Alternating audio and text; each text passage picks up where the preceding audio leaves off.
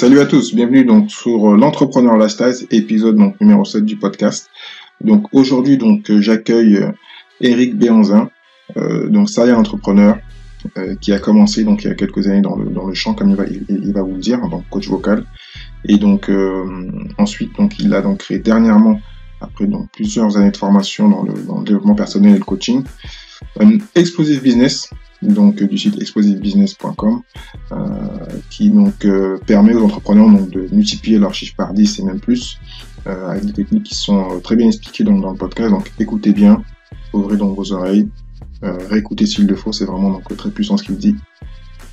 Donc il a aussi créé un livre donc toujours qu'il a donc dernièrement donc traduit en anglais, parce que ce qui est bien, comme Alexandre Cormon qu'on a rencontré, donc qu'on a eu dans le premier épisode, il s'expatrie, donc il développe son business à l'international, ce qui est très bien, ce qui montre qu'on peut donc partir d'un business et puis se développer, voilà. C'est plus donc l'excuse à la française on restait qu'en France, là on peut se développer, et il montre bien donc qu'il est bien entouré, donc il est assez fort en délégation, donc il va donner plein de petits conseils, des grands conseils plutôt très intéressants, pour montrer donc qu'on peut passer du solopreneur à une structure où on est donc bien équipé, bien entouré, et on sait faire donc son cœur des métiers. Donc je vous dis à tout de suite avec donc Eric Béhanzin. Salut Eric, comment tu vas? Hey, hello Thierry, ça va super, merci beaucoup. Merci à toi donc de prendre le temps d'expliquer donc comment donc multiplier par 10 son résultat donc assez rapidement. Là j'ai pas donné de temps, yes. Mais bon. Donc Eric, donc comment, yes. On va directement dans le sujet. Tu vas donc nous parler de toi un petit peu, même si tout le monde te connaît, enfin, j'espère. Et ceux qui ne te connaissent pas, on va apprendre à te connaître et ils vont dire waouh, il est extraordinaire ce monsieur. Et donc comment donc on va passer donc de 10 000, la personne qui galère et qui veut passer à 100 000, c'est qui à 100 000 qui veut passer à 1 million. Comment on fait, Eric? D'abord, présente-toi. Yes. Alors, je m'appelle Eric, je suis business coach. J'aide les entrepreneurs à créer des entreprises multimillionnaires en quelques mois. À la base, moi, je suis entrepreneur depuis 2005. J'étais même chanteur, en fait, avant. J'étais un artiste. Et donc, ma première activité, c'était une école de chant. Donc, c'était une école de chant en dur, avec des locaux, avec des professeurs, des étudiants. Et donc, du coup, moi, j'ai appris à la dure, entre guillemets, dans le sens où j'avais très peu de marge. Et en fait, je me suis rendu compte que pendant toutes ces années, j'avais pas une vraie compréhension du business, et je pense que je comprenais pas du tout ce que je faisais.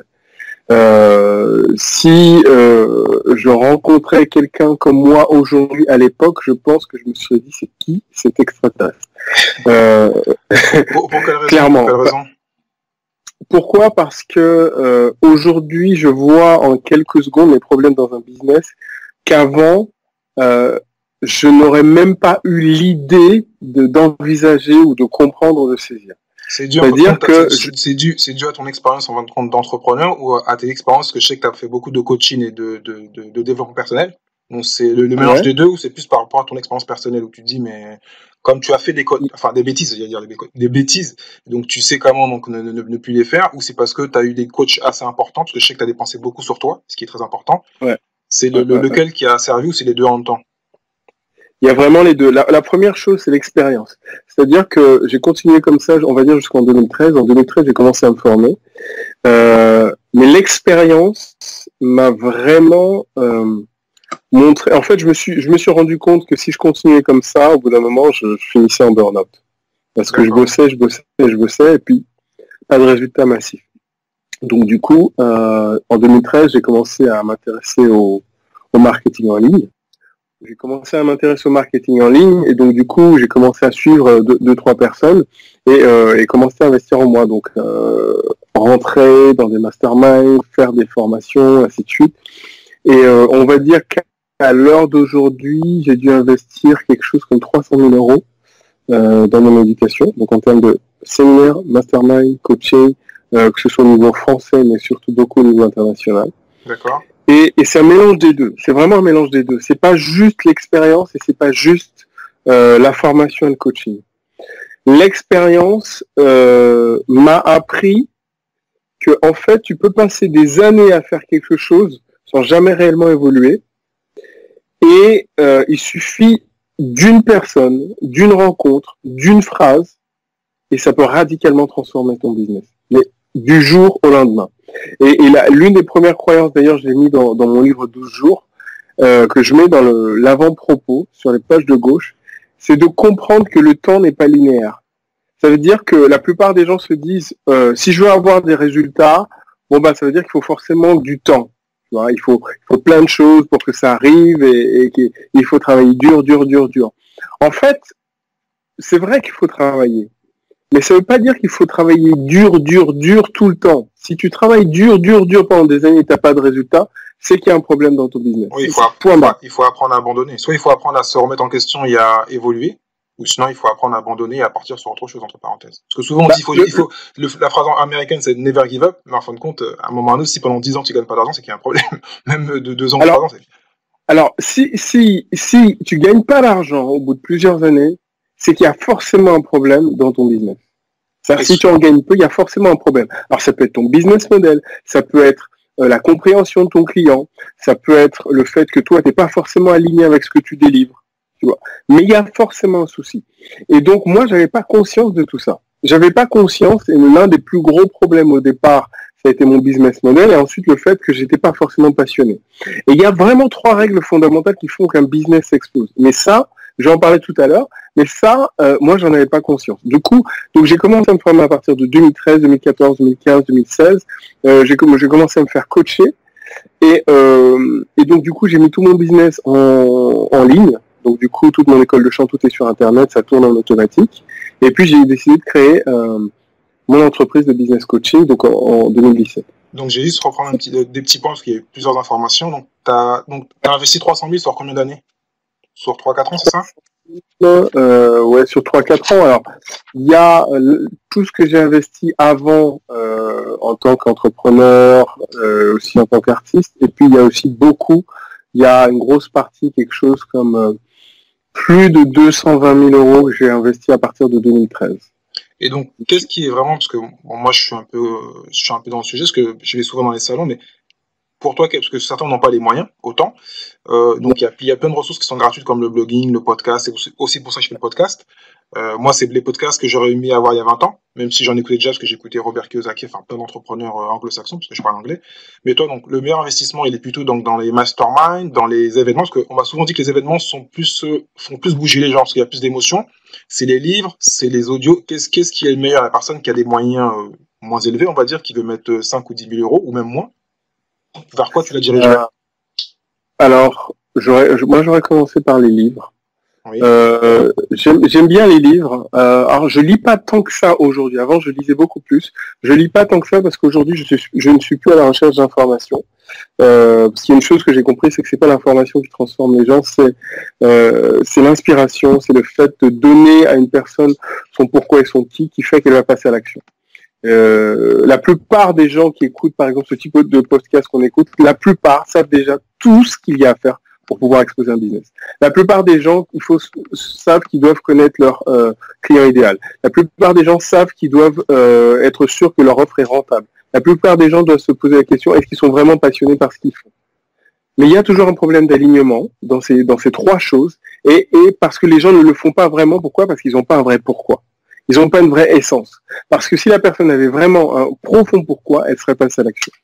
Donc, les livres, l'avantage de ça, c'est que c'est écrit, on peut les relire tant qu'on veut, et puis ça peut laisser une trace. Et c'est vrai que du coup, moi qui n'aimais pas écrire, j'ai écrit un livre parce que je me suis rendu compte que les publics qui lisent, en général, c'est un public qui a beaucoup plus tendance à passer à l'action, parce que l'action de lire, c'est une action qui est pas évidente. C'est une action qui demande d'être concentré, d'être posé, de prendre du temps pour soi, et qui n'est pas forcément facile pour tout le monde. Les gens qui regardent des vidéos et qui ne lisent pas ou qui lisent moins, en général, sont moins actifs et apparemment, il a été prouvé que ce sont de moins bons clients.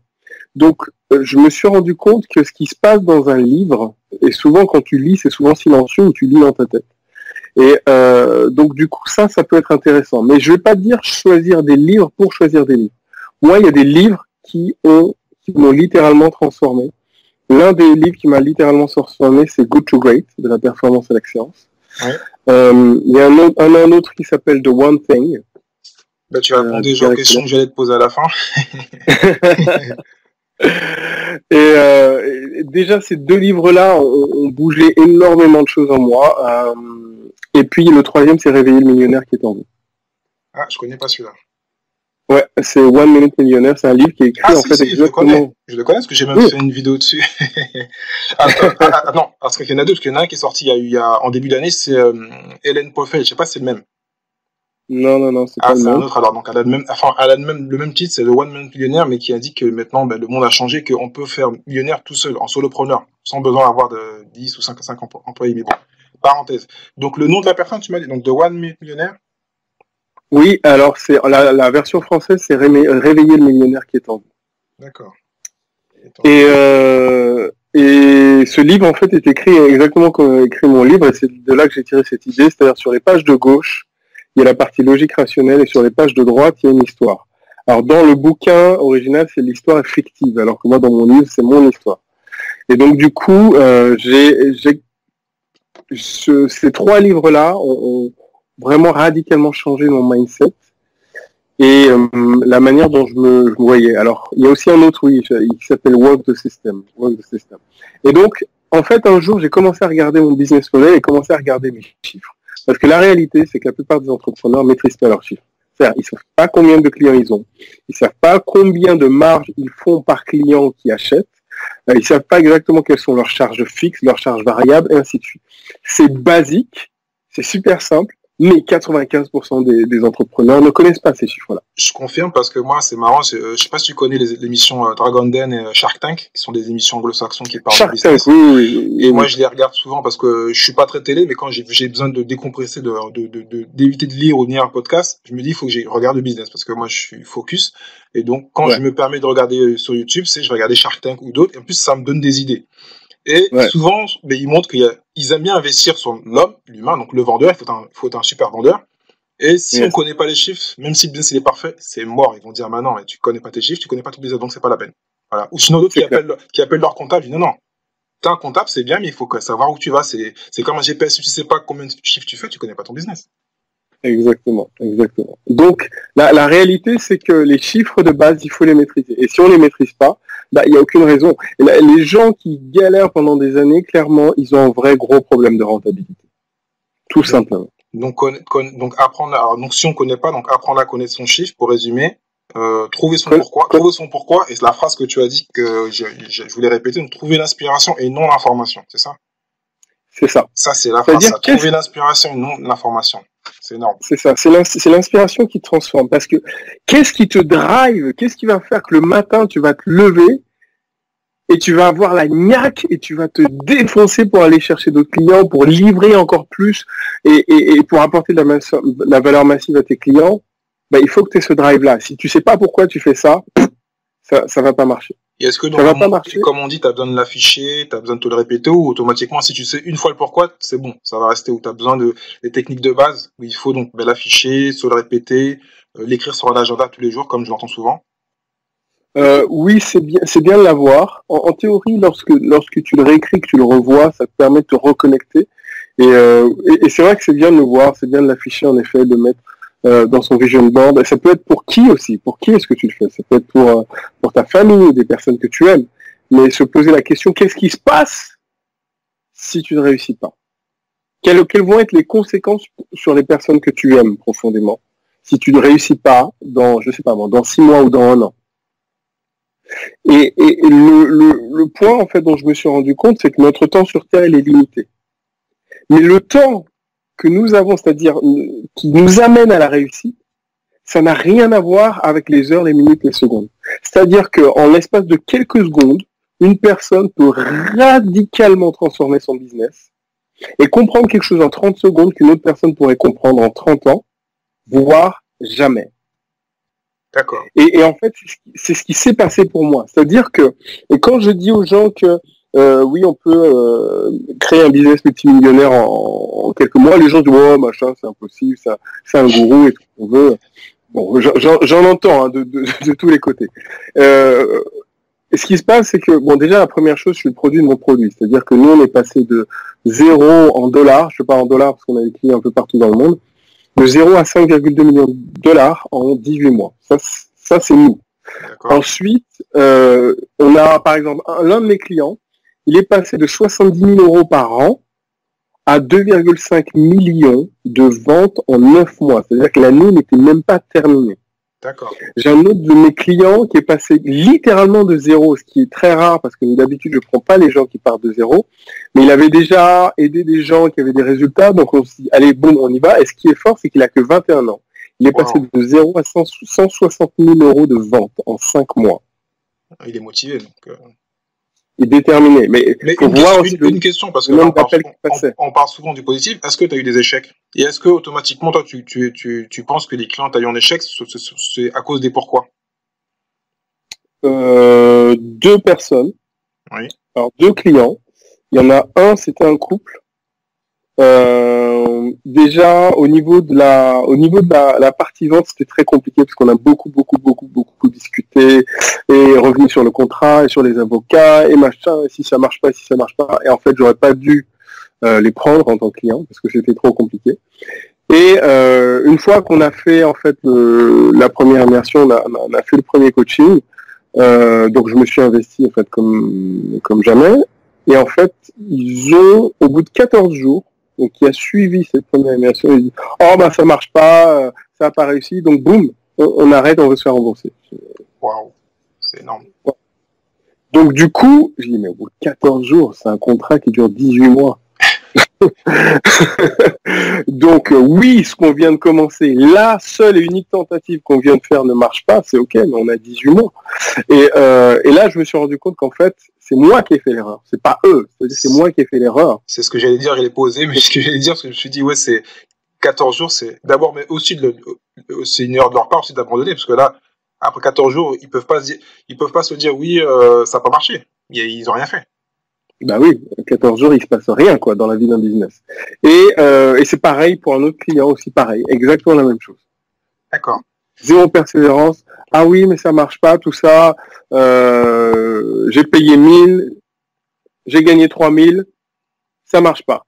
C'est bien, c'est que tu nous prouves que tu es un humain. C'est-à-dire que même si tu as toutes tes connaissances, tu peux aussi faire des erreurs, donc bah, c'est des choses qui peuvent arriver. Mais j'aimerais revenir sur ce qui est très important, parce que je pense qu'il y a beaucoup de gens qui pensent connaître leur pourquoi, ou penser que c'est leur... Parce que là, quand on passe, ça paraît super simple. Alors, est-ce que des fois, on peut se tromper de pourquoi, ou on a mal identifié le pourquoi? Est-ce que c'est même pas là où arrive un coach, quand on n'arrive pas à définir son pourquoi? Ce qui est bizarre, le coach, alors, il y a des coachs dans tous les domaines. Moi, il est clair que quand je travaille avec mes clients, je travaille sur le pourquoi, et j'aide mon client à le définir. Parce que 99% des gens ne se connaissent pas. Ils croient se connaître, mais en fait, ils ne se connaissent pas. Lorsque je leur pose leurs questions, mais quelles sont tes valeurs intrinsèques? Qu'est-ce qui te drive vraiment? Quelles sont tes règles? Qu'est-ce que tu considères comme ta mission? Est-ce que tu peux me la dire en une phrase? Quelle est ta vision dans les 40 prochaines années? Qu'est-ce que tu veux avoir accompli? Quel est ton don ultime? La chose pour laquelle tu es juste extraordinaire, que personne d'autre dans le monde ne sait faire. Si les gens ne sont pas capables de répondre à ces questions-là, c'est qu'ils se connaissent pas. et donc, du coup, et systématiquement, les gens sèchent. C'est clair, parce qu'ils se sont jamais posé ces questions-là. Il y en a qui ont quelques bouts de réponse parce qu'ils se sont coachés à droite, à gauche. Et il y a l'une des personnes avec qui on a beaucoup collaboré, c'est Maxence Rigotier. Il m'a dit une chose. Il m'a dit, pour moi, tu es le spécialiste dans tous les coachs au niveau francophonie de la clarté. Il y en a plein qui savent faire plein de choses. Toi, c'est la clarté. Et c'est vrai que je me suis rendu compte de la raison pour laquelle non seulement j'avais ce taux de réussite avec mes clients, mais que eux d'un seul coup avaient un très haut niveau de certitude et de confiance et du coup de gros résultats, c'est que d'un seul coup ils savaient qui ils étaient. D'accord. Quand tu sais pas vraiment qui tu es, quand tu peux pas répondre aux questions que j'ai posées tout à l'heure, quand tu sais pas quelles sont les choses qui te passionnent, quand tu sais pas en quoi tu es ultra compétente, quand tu sais pas quels sont les événements marquants de ta vie, quand tu sais pas comment est-ce que tu peux utiliser tout ça pour créer une offre, pour pouvoir transformer la vie de tes clients, c'est que tu ne te connais pas assez. Et les 4 premiers chapitres de ma vie, du livre, correspondent à 7 années de recherche personnelle pour savoir qui j'étais. Et donc j'explique en fait à un certain moment de ma vie pourquoi est-ce que j'ai dû me poser ces questions-là.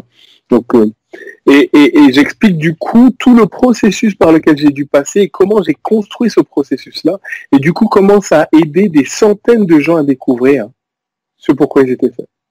dans ce processus que j'ai créé. Et quand tu as cette clarté totale sur ce que tu veux apporter au monde, lorsque tu as cette clarté totale sur qui tu es, qui tu veux vraiment devenir, la personne qui est cachée à l'intérieur de toi, ben là, d'un seul coup, ça change tout.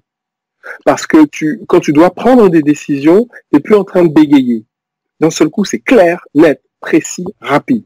Et c'est ce qui se passe aujourd'hui pour ma vie, c'est ce qui se passe pour la vie de mes clients que je suis de près, c'est que d'un seul coup, quand ils doivent prendre des décisions, c'est en un claquement de doigts. Je sais exactement qui je suis, je sais ce que je veux, je sais pourquoi je le veux et je sais où je vais. Et donc, du coup, chaque opportunité qui vient, je suis capable de dire oui ou non de manière très claire et très rapide. Et ce niveau de clarté fait que, à partir de là, c'est beaucoup plus facile d'être focalisé. Pour moi, le deuxième point, une fois qu'on a la clarté, c'est d'être focalisé.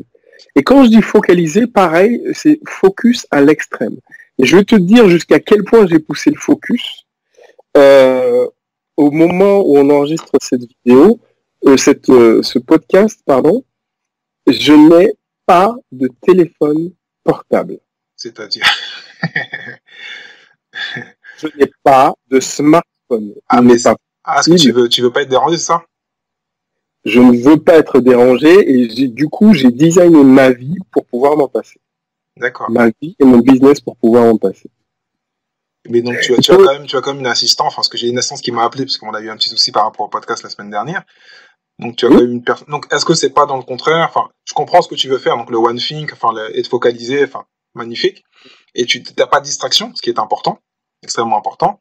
Mais à part le téléphone, il y a d'autres distractions.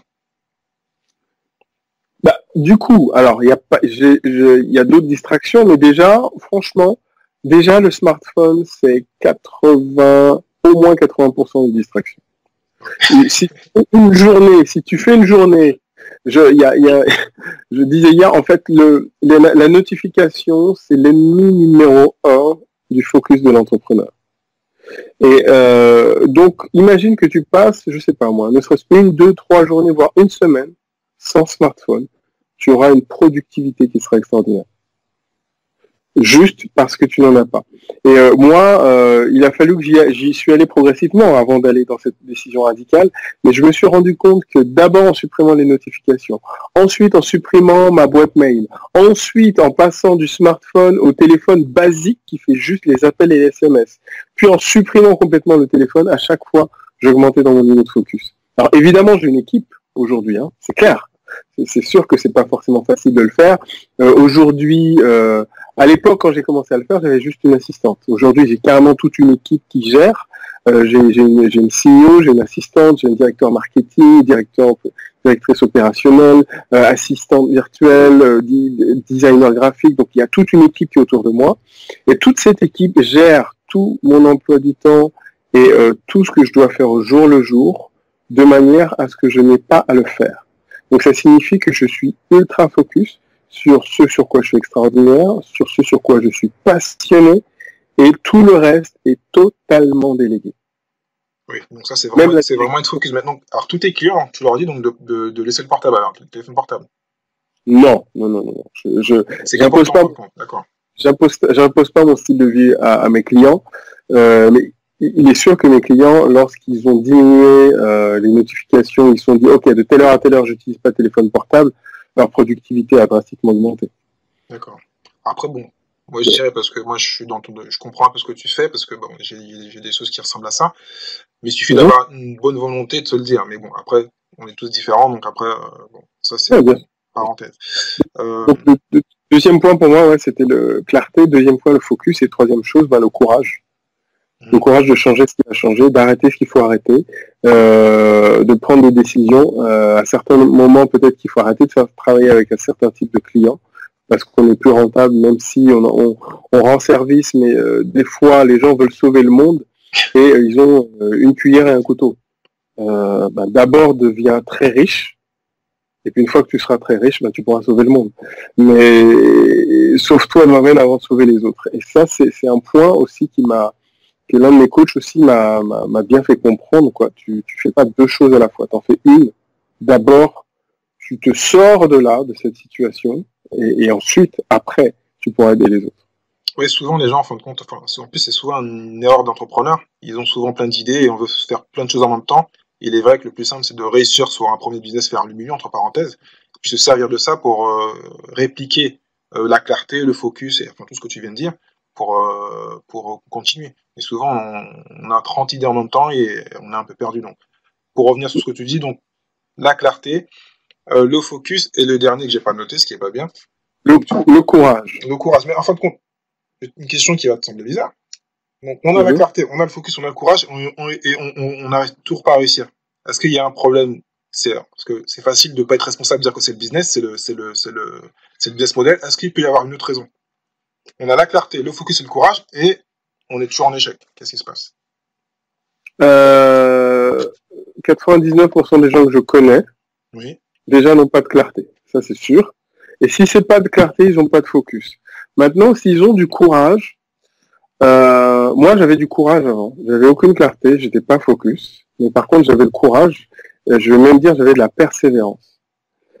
Et cette persévérance m'a permis de m'accrocher pendant des années et des années et des années alors que j'étais pas rentable. J'en avais pas conscience que j'étais pas rentable.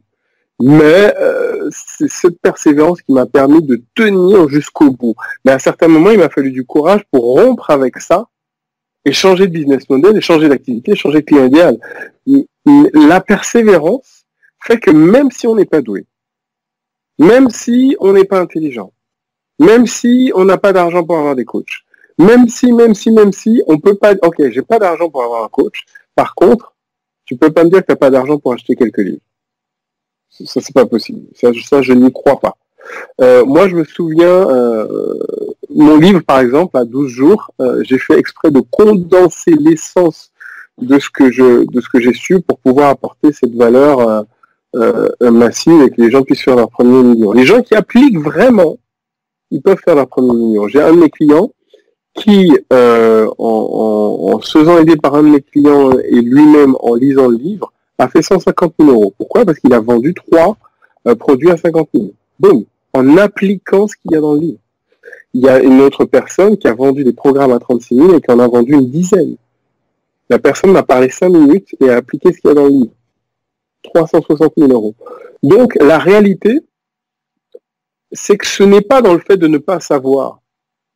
La réalité, c'est est-ce que je suis prêt à mettre 5, 10, 15, 20, 40 ans sur la table pour obtenir ce que je veux.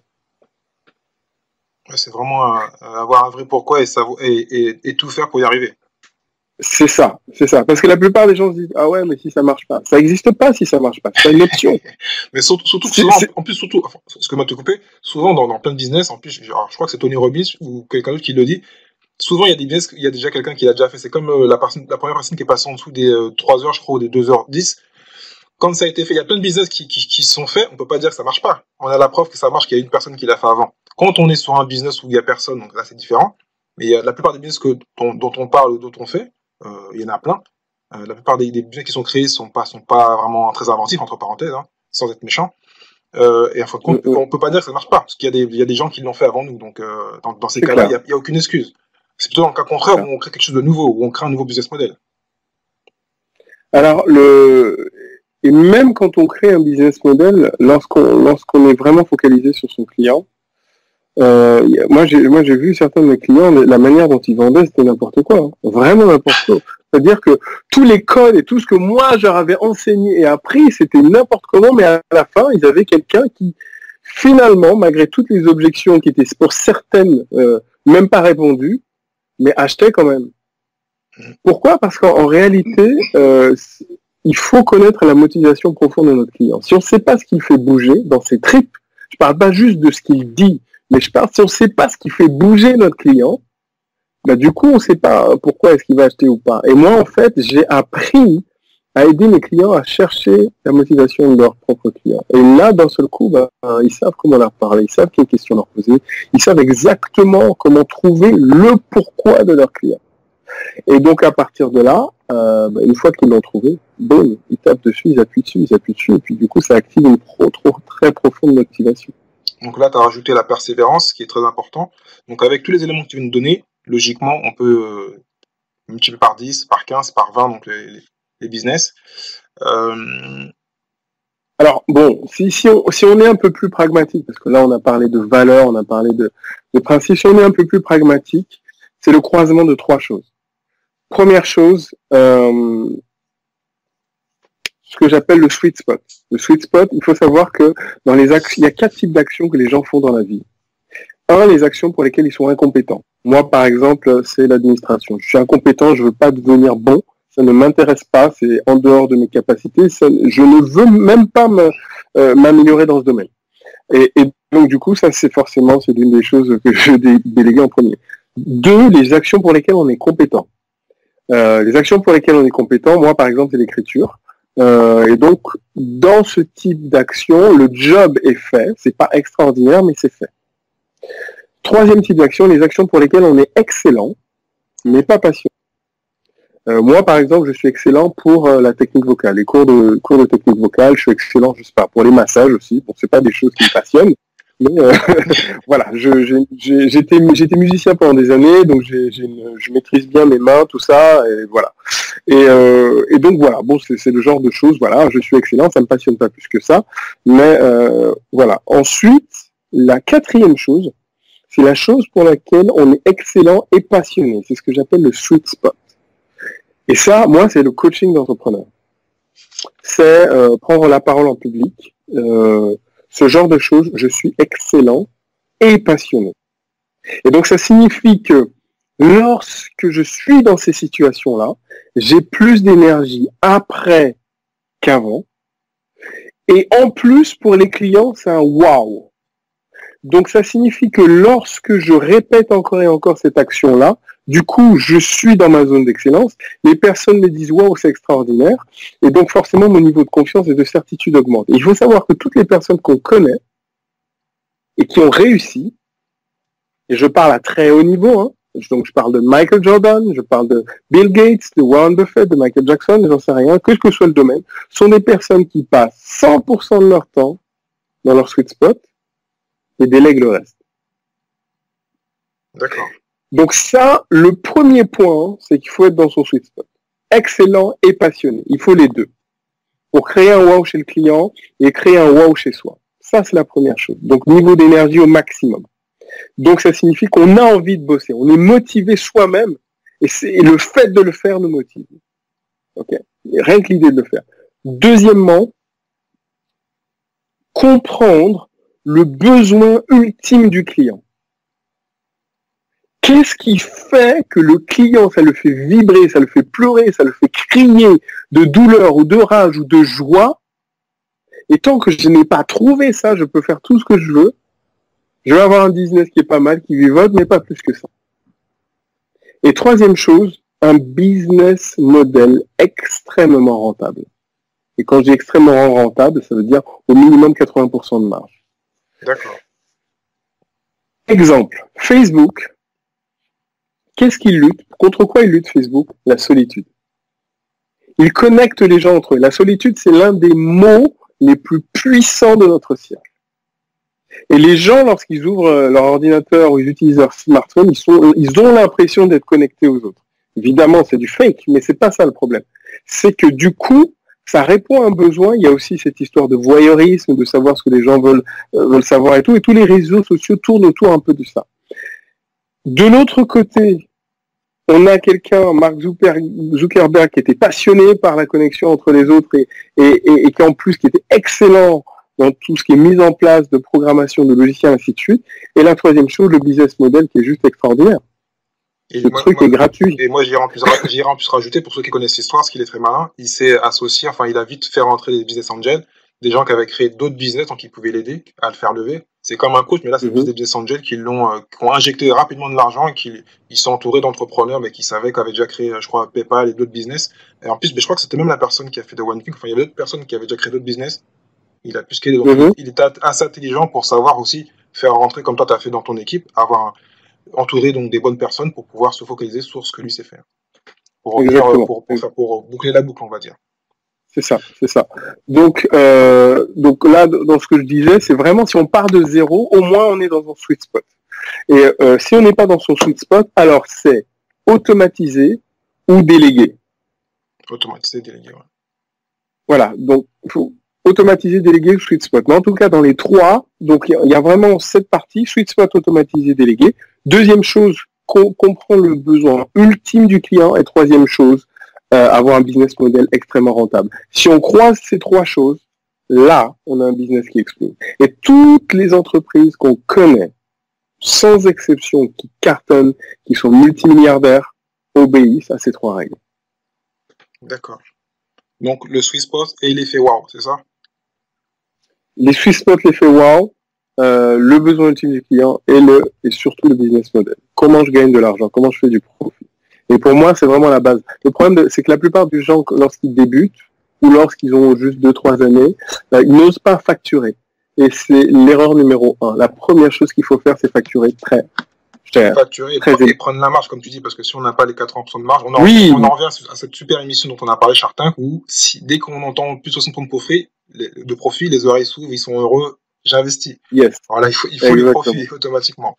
Bon, Eric, beaucoup d'informations. Je pense qu'on aurait pu en parler pendant des heures, mais bon, je sais que tu es quelqu'un de busy, donc j'ai des questions de fin. Une petite, tu as déjà répondu, parce que au lieu de nous donner un livre, tu nous as donné 3 livres, donc magnifique.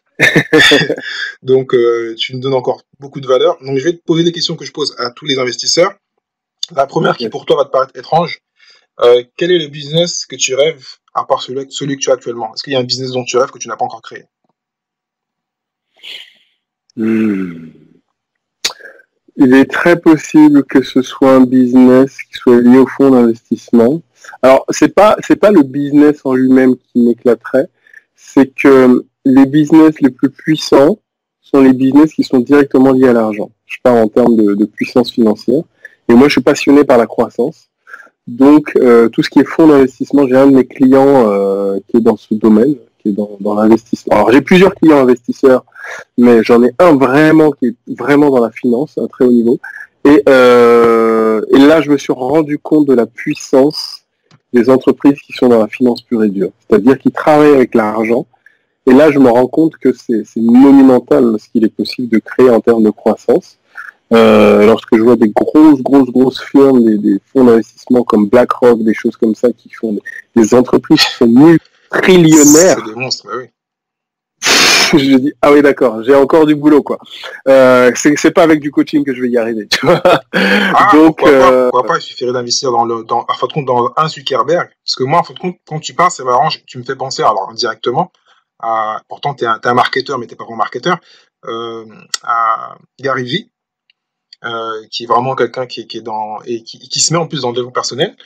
Et c'est vrai que, techniquement, comme t'aimes la finance et t'aimes l'entrepreneuriat, et tu sais sentir l'investisseur, il suffirait d'avoir 5-3 Google et c'est bon. Hein. T'as mis l'argent, tu mets 100 000 euros. Alors, bah, après, ce que tu veux miser, est-ce que t'as l'esprit investisseur et t'as envie de prendre des risques? Parce qu'après, c'est aussi un métier à connaître, on va dire. Et puis de passer prise de risque, c'est ok pour moi. Bah alors, peut-être que dans quelques années, on va te voir en tant qu'investisseur. Parce qu'on a l'un des plus grands en France qui est Xavier Niel, on n'en parle jamais, mais qui investit plus de 200 millions par an. Enfin, il y a une raison, c'est aussi fiscal, mais bon. Et qui investit dans beaucoup de startups, on n'en parle pas. Mais bon, c'est un monstre dans le domaine-là. Ce sera un autre sujet, parce que moi, la finance et l'investissement, je peux en parler pendant des siècles. Je suis comme toi, j'adore ça. On peut passer de 0 à 1 milliard très rapidement avec la bonne équipe, le bon homme clé et les finances. Donc, moi, j'espère, hein, parce que là, je suis content de t'avoir posé la question. Je pensais que ça allait pas t'intéresser. Donc, je suis content d'en faire. Techniquement, tu sais qu'il faut que tu crées un fonds d'investissement très bientôt. C'est clair. Donc, j'espère que j'aurai le million pour te prêter l'argent pour aller lever des fonds. Donc, la deuxième question. Donc, quelle est la meilleure expérience en tant qu'entrepreneur ou investisseur que tu as eu, toi? J'en ai eu plein. J'ai un de mes clients qui m'a dit l'une des raisons pour laquelle il a pris un de mes programme business, bien sûr. Moi, je fais que du business, Explosive Business. Et il m'a dit je te serai éternellement reconnaissant parce que grâce à toi, j'ai récupéré ma femme. Waouh. Mais c'est bizarre parce que normalement, c'est le business. Ben oui, mais ça, oui, mais ça fait pénal, c'est quoi le problème? Je comprends pas là. Non, c'est que du coup, le programme a transformé son leadership et avant qu'on commence C'était difficile et ils étaient au bord du divorce. Et donc il a récupéré sa femme. Donc lui, en tant que personne, il a changé, donc ce qui fait que sa femme l'a... Il a complètement changé. Tous mes clients sont complètement transformés. La plupart des gens pensent que c'est juste une histoire d'argent et de marketing et quoi que ce soit, alors qu'en fait c'est une transformation totale. Pour que ces croissances soient si puissantes et si rapides, on est obligé de faire une transformation totale. Et c'est pour ça que les coachings que je fais sont très très profonds et très personnels. Les entrepreneurs changent littéralement d'identité. Dans tous les cas, je pense que j'ai motivé beaucoup de personnes. Donc je mettrai un lien pour que les gens aillent donc sur ton site et sur tout ce que tu produis pour pouvoir donc passer à l'action. Parce que c'est bien donc d'y penser, mais il faut y aller. Donc, d'autres questions. Quel est pour toi donc le meilleur levier pour devenir entrepreneur? Je pense que tu as un peu répondu.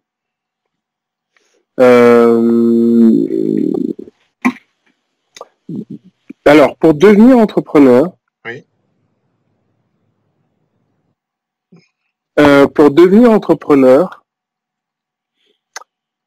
Je pense que la compétence numéro 1 à avoir, c'est sa capacité à vendre. Je suis d'accord. Je dis pas à marketer, je dis vraiment à vendre. Si on ne sait pas vendre, ou si on a un problème avec l'argent, ou si on a un problème avec la persuasion, ainsi de suite, là, ça peut être vraiment compliqué. Parce que la vente est dans tout. On vend à nos équipes, on vend à nos clients, on vend à nos prospects, on vend à nos conjoints, on vend à nos enfants, on vend tout le temps.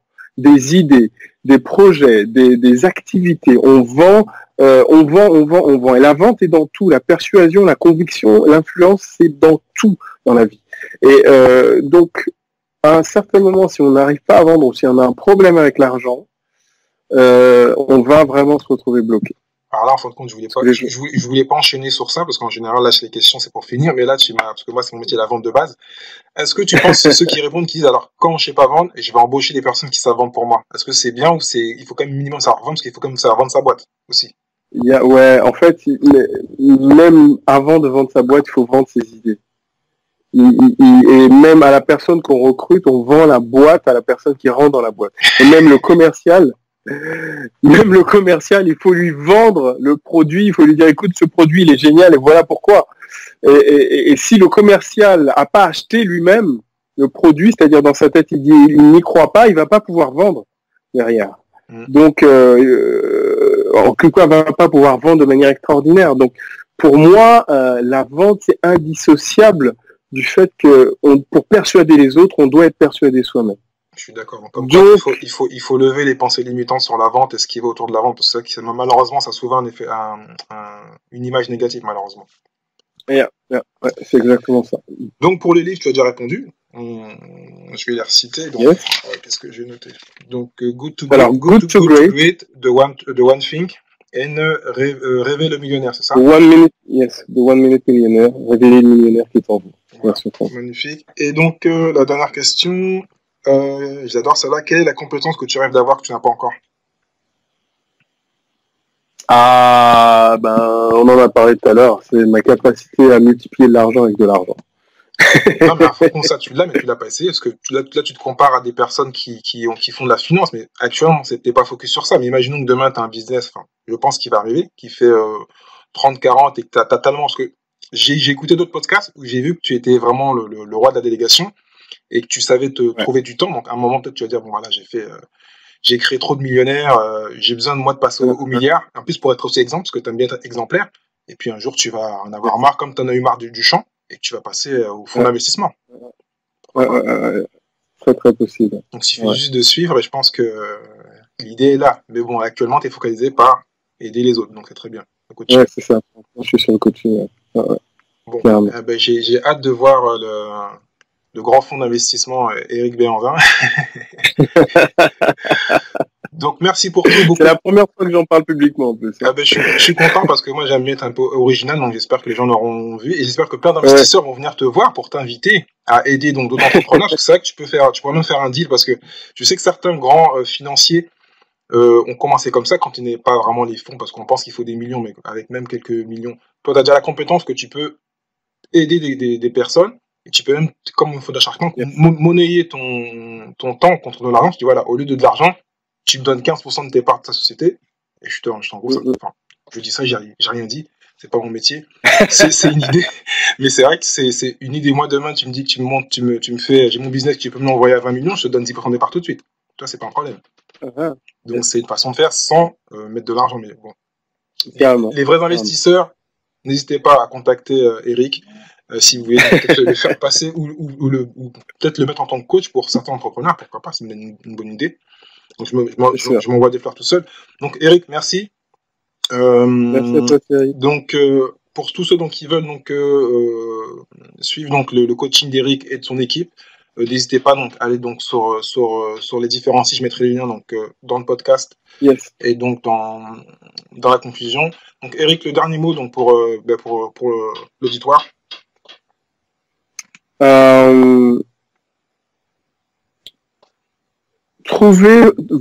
Découvrez votre drive.